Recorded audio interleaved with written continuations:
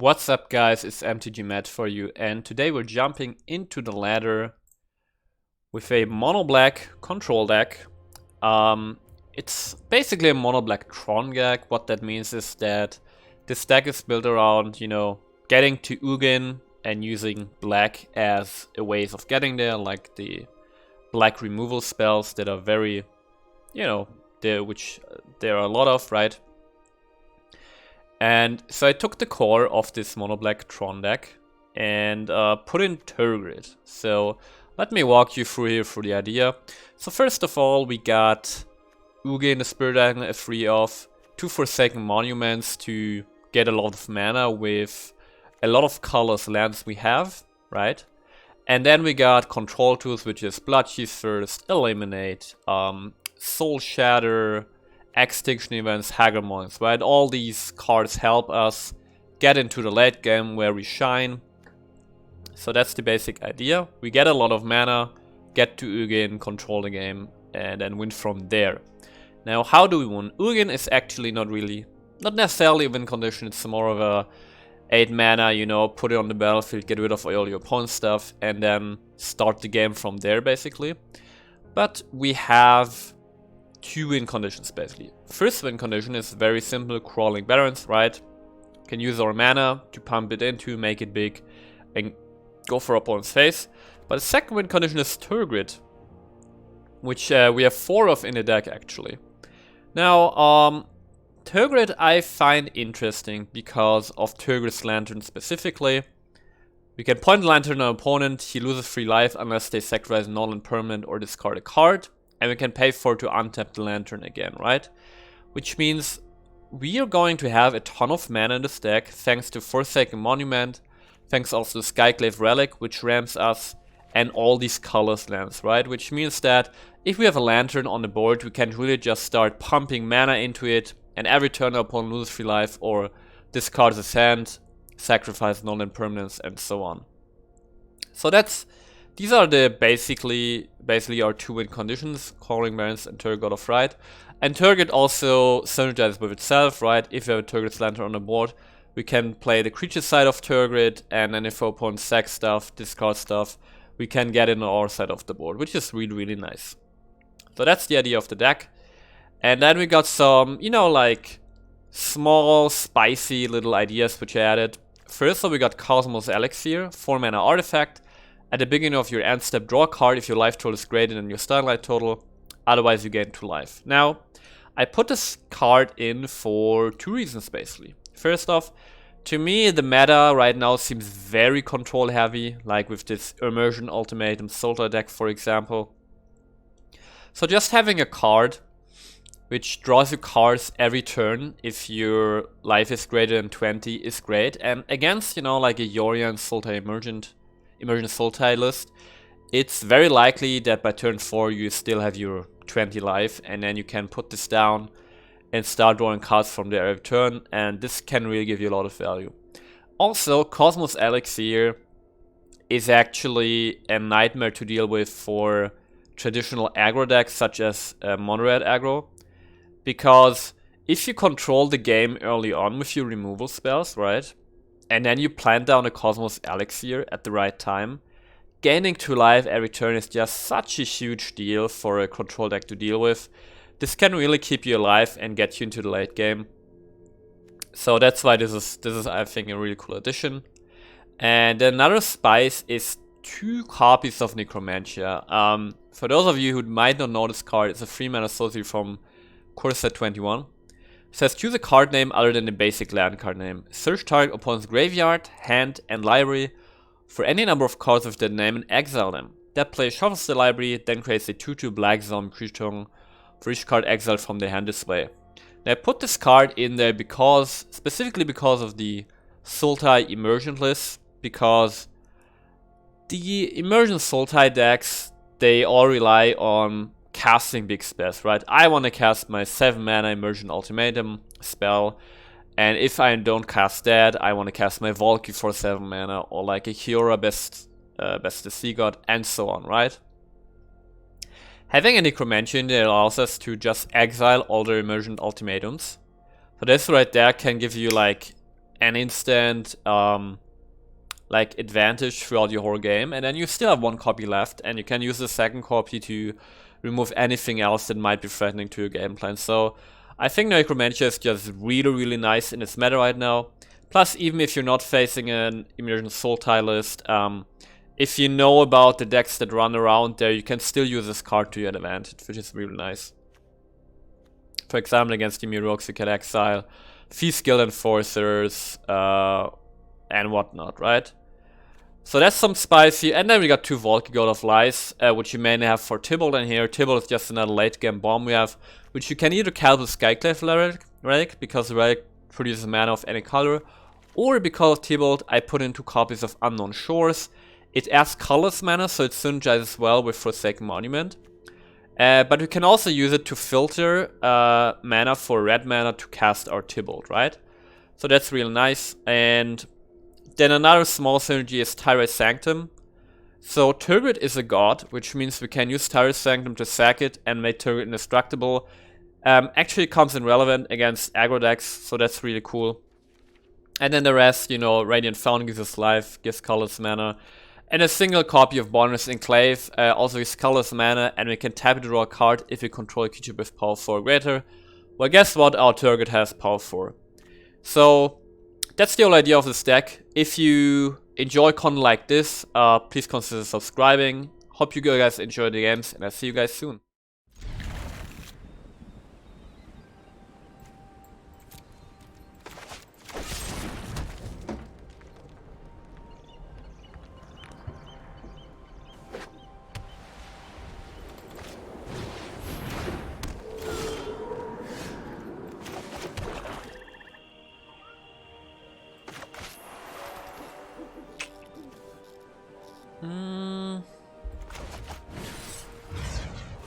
Getting rid of this now, because the elf side is a pain in the ass to deal with.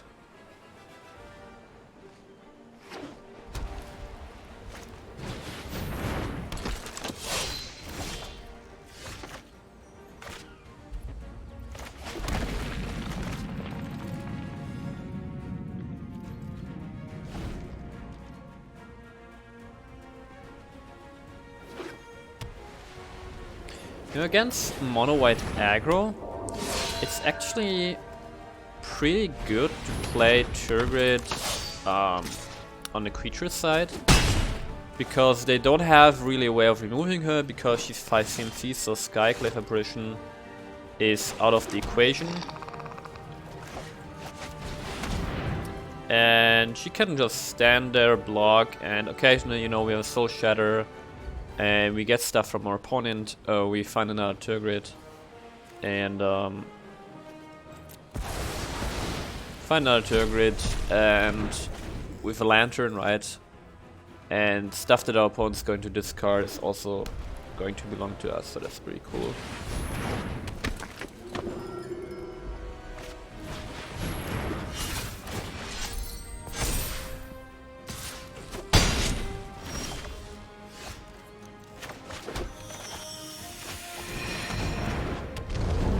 Also, we've got a Tyrant Sanctum now, so we can even sack this. The Tyrant Sanctum, make Tergrid indestructible. Or start drawing cards with Bonus Enclave.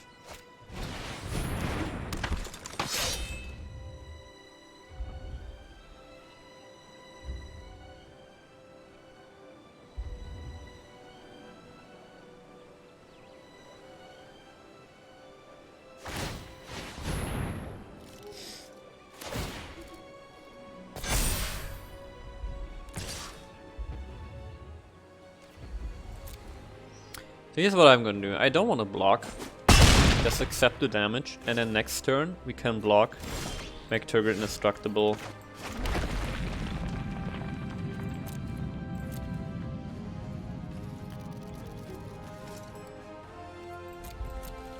And we can do this at instant speed. Because I'm pretty sure our opponent doesn't take this into account at all.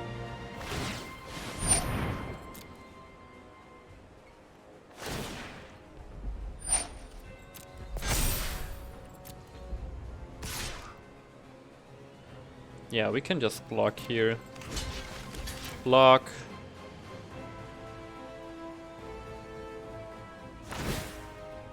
He discards the cards.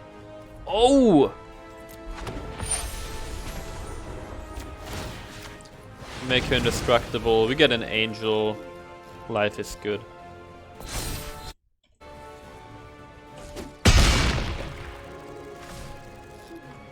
Plus this is a flyer, which is actually relevant. And we can now draw cards as Spawners Enclave. Wait, did I play a land right now? Yes, I did. Enter the battlefield this turn. Okay.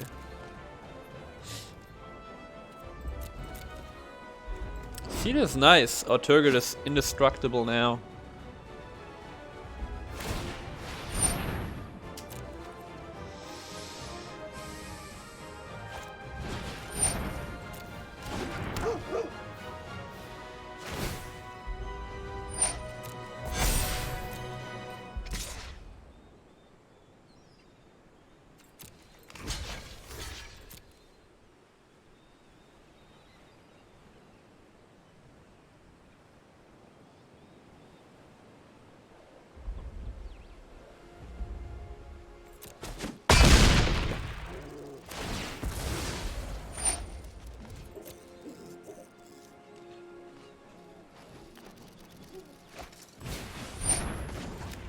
Just start drawing cards with our Mason Tome.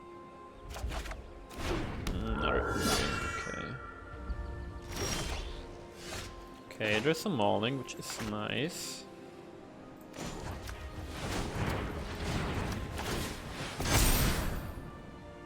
I prefer... Okay, so with this land we want to play the Mauling because this means we can play an Ugin next turn.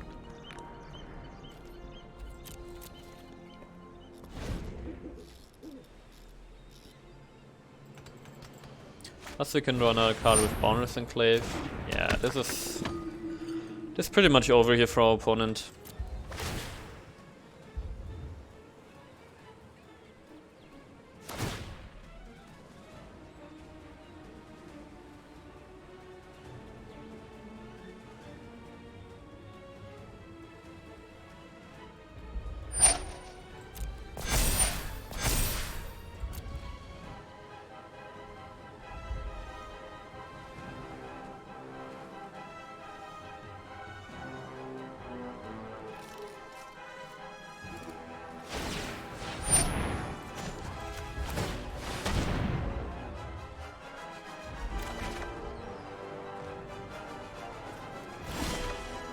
And we win the video game. X equals 2 and we can start swinging.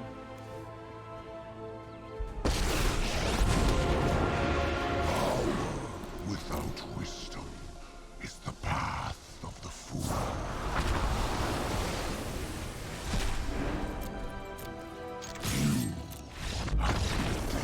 Yes.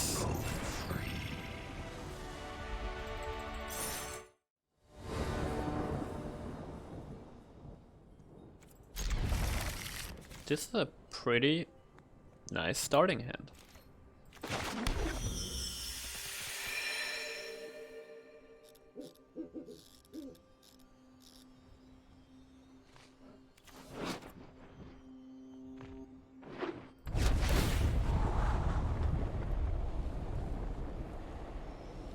Now, let's play Valky for 2 reasons. First, of information. And I was hoping for a Croxa here, right?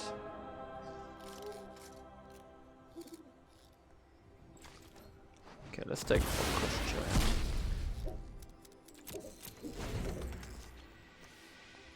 Giant. Quickbringer is annoying against our Cosmos Elixirs and stuff.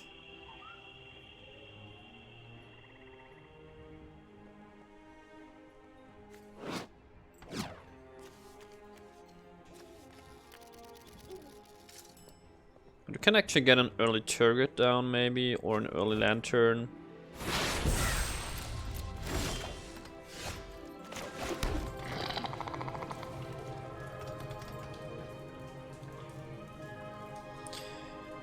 Now here's the thing. Could turn this into a Bone Crusher Giant, so he then can stomp this. I think we're gonna do that.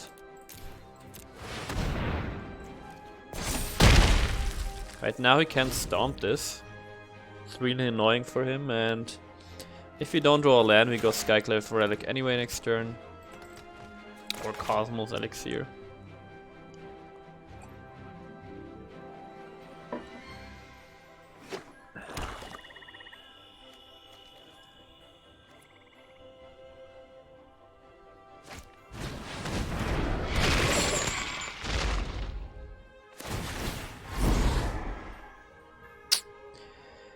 This is a tough call, but I think we actually want to get rid of the Soul Shatter.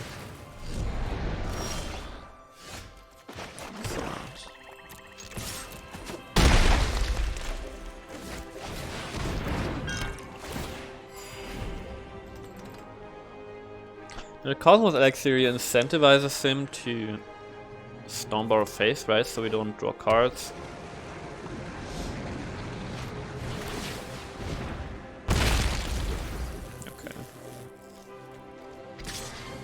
Okay, he's going to Kazul's Fury here. Which is fine.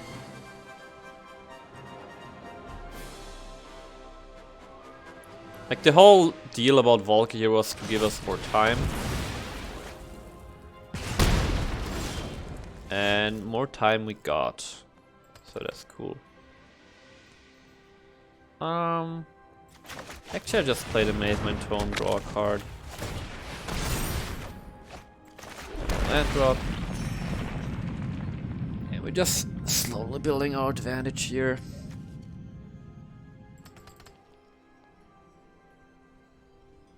If you're gonna get another land, we can kick the Skyclave Relic and then soon plant our Lantern and really just start, you know, pointing the Lantern at our opponent. And he's at 10 life already.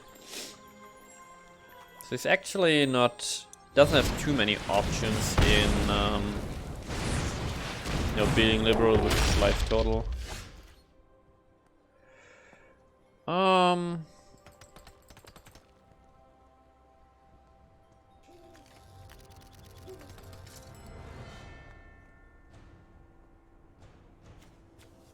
You know what? I'll just play a Tergrid here because we've got a Soul Shatter in hand. It's an annoying blocker. Well, we won't block because he got stomped, but still.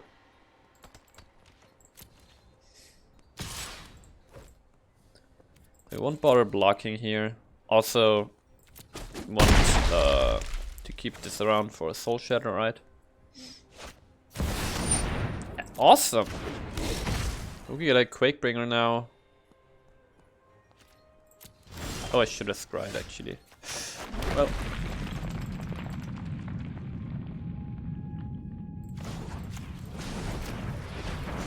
Let's draw a card first.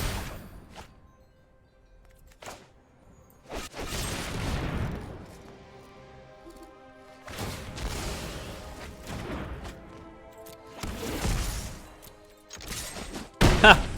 Look at our Quakebringer, let's go.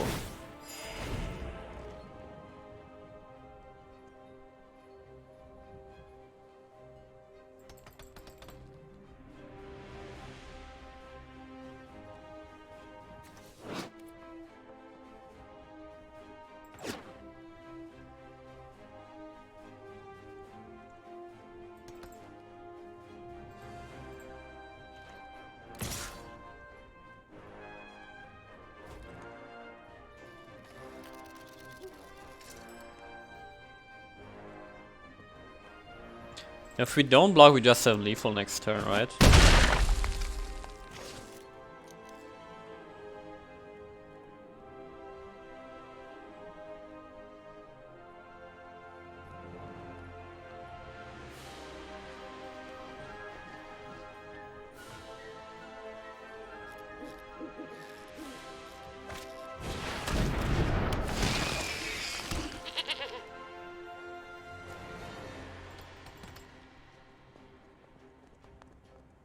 Yeah.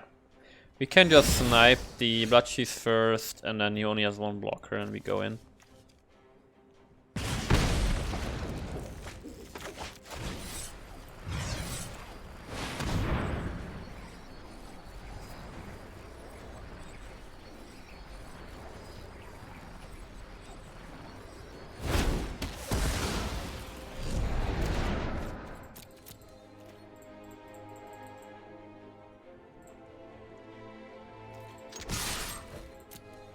I mean, this even has a menace, so there's not really anything he can do here. And GG. Very, very nice.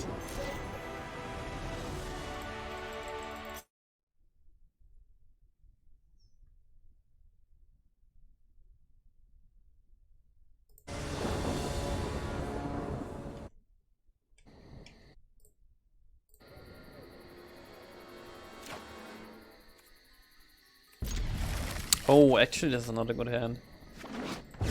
Whoops. Okay. This is not a good hand because we have no place until turn 4.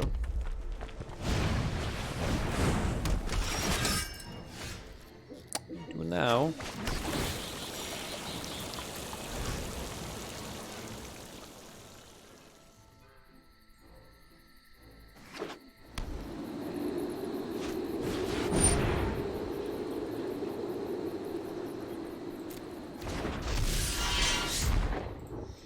I'd rather get rid of the Annex instead of the Rimrock Knight here.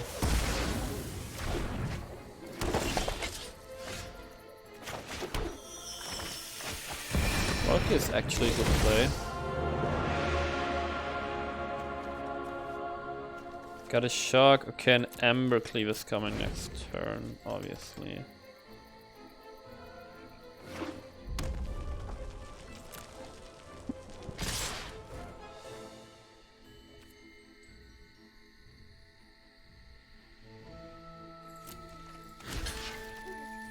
I think I should block, because if I get an extinction event, everything gets exiled, including Valky. There's no point in taking the damage here, or like the extra damage, right?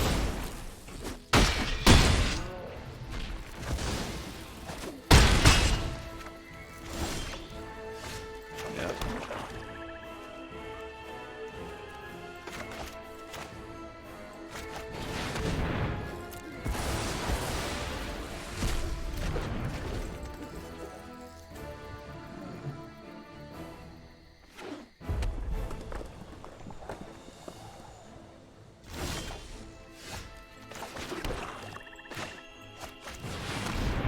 The Cosmos Elixir is a nice option, but if we get a free turn, plus we do the land, let's just plan the Forsaken Monument, because if we play Cosmos Elixir we gain 2 life anyway, so it's not like we're missing out on any life gain this way.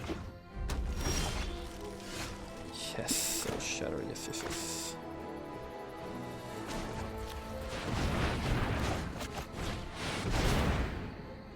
Yeah, this is Soul Shatter is excellent here.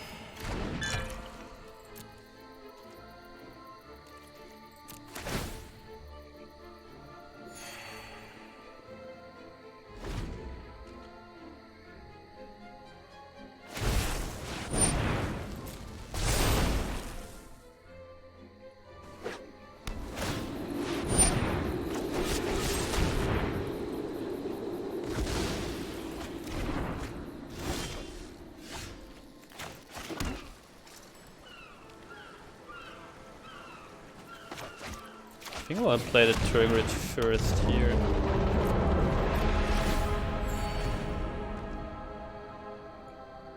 Tergrid! Oh my god. I mean, he can get rid of her, and this just opens up more play patterns. We can get rid of her, okay. So this is another shock, and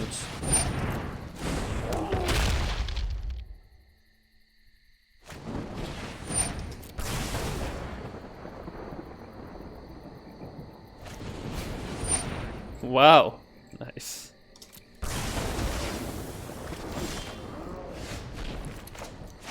He used all his resources, right? And we can plan another Tergrid down and make her indestructible.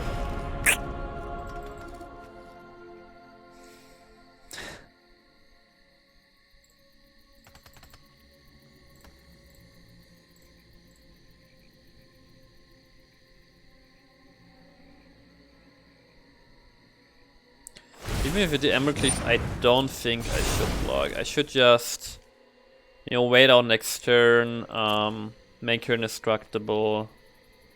Just better that way. Except 12 damage, I think. Right. Yeah.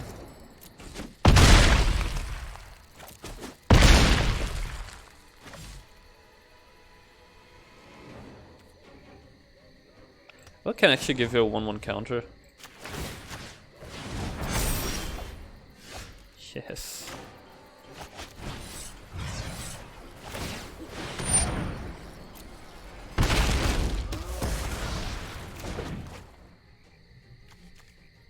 I actually got 4 mana to make it indestructible. Now I haven't seen hastes from him yet, but I'm not going to risk anything.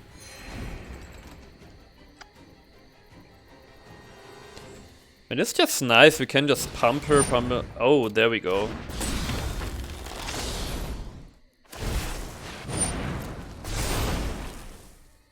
Gonna be like, ha ha ha. But now I block and it's indestructible.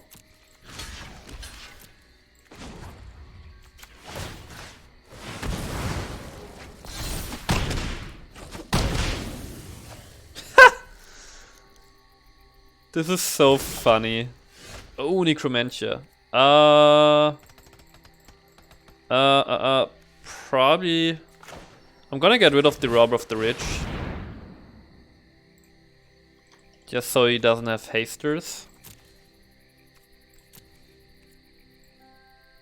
Did he have? He's got Soul, he's got Phoenix of Ashes. Ugh. Can still lose this game. Yeah, the Phoenixes are annoying.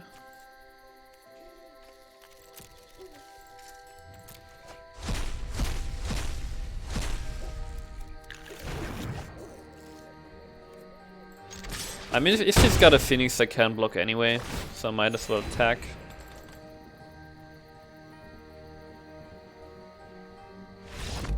Oh!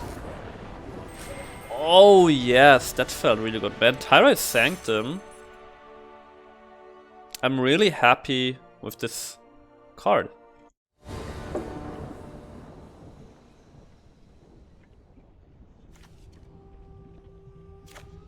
I think I keep the sand. We can play Amazement Tome to find a black source, and with all his life gain, we can probably start drawing cards by turn 4. Because the Yorion deck probably doesn't have a lot of, you know, creatures, direct damage and stuff. Oh, plus the Forsaken Monument.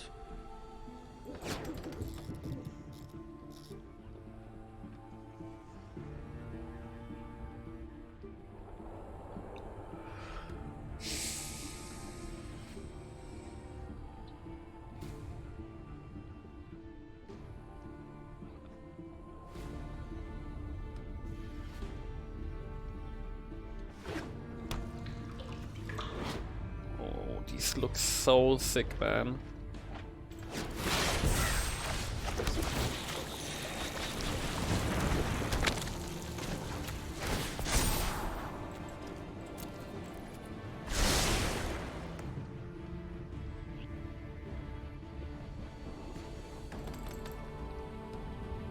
So this is probably another emergent deck here. Yeah.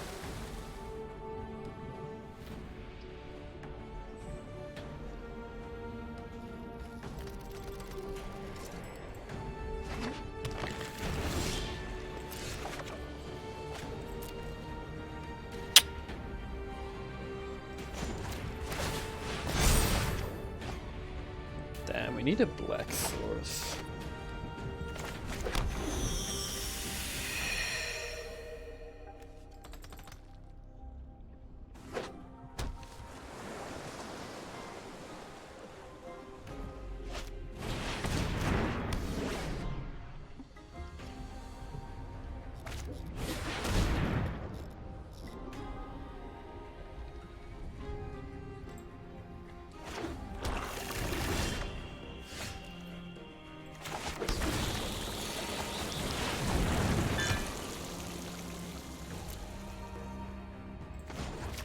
I'm gonna try now. There is our Black Soros, let's go. Okay. So expect the immersion ultimatum to come out now. Binding, okay. Well, this still gives us more time, which is nice. Okay, with the Yorion.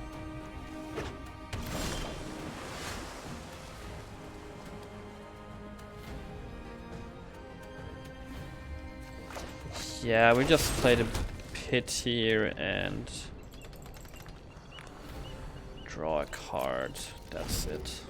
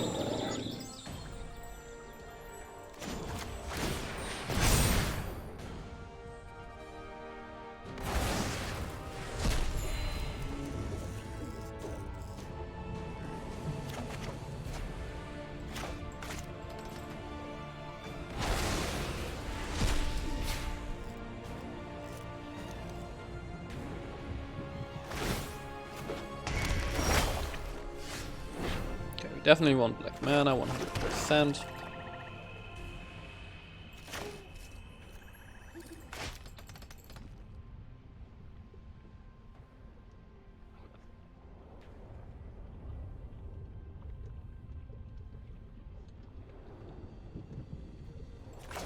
Now, since we don't have actually another place, I wanna use the Blood Cheese first to get rid of Yorion. Because Soul Shatter is instant speed and it's cheaper. So just use the mana now. Yeah.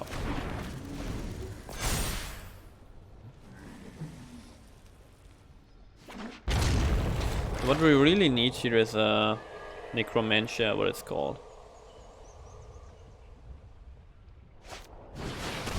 Okay. It's fine.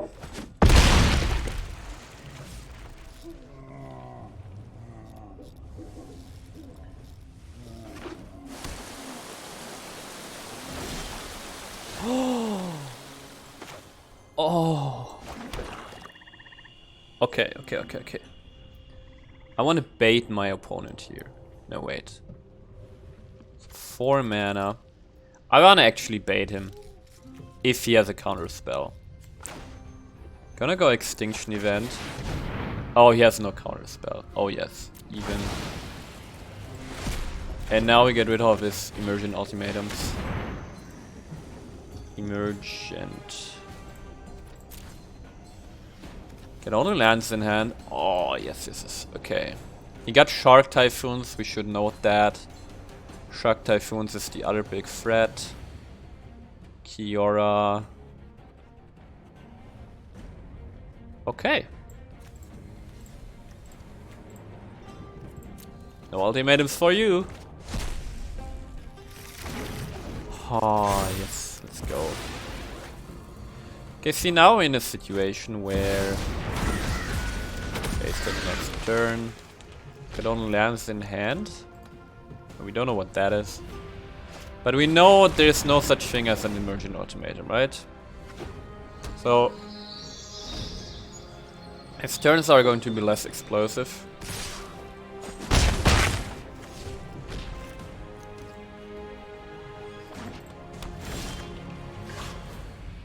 There's a Valky, okay. Can actually cast the Valky. So here, let's go Monument, Lantern.